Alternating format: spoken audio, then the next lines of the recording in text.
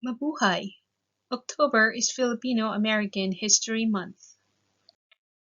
The first documented presence of Filipinos in the continental United States dates back to October 18, 1587, when Filipino sailors on board the Spanish galleon Nuestra Señora de Esperanza landed in what is now known as Morro Bay, California.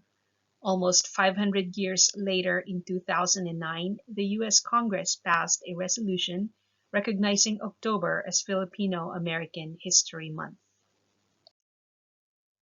With approximately 4.2 million Filipino Americans currently living in the United States, they are the third largest Asian American group in the U.S. today, after Chinese Americans and Indian Americans. A quarter of Filipino Americans are veterans of World War II, and one-fifth of the Filipino American population is multiracial.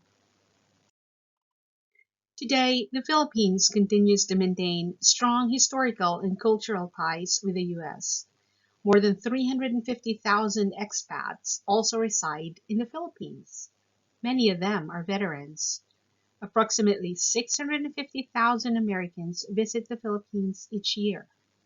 And according to some surveys, around 60,000 Filipinos migrate to the United States every year.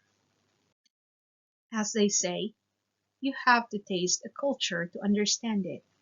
Since the Philippines is also a cultural melting pot that enjoys a fusion of both Eastern and Western cultures, Filipino food is a rich blend of Spanish, American, Chinese, Japanese, and other local flavors. And if you want to know more about a certain culture, definitely start with sharing a meal with someone.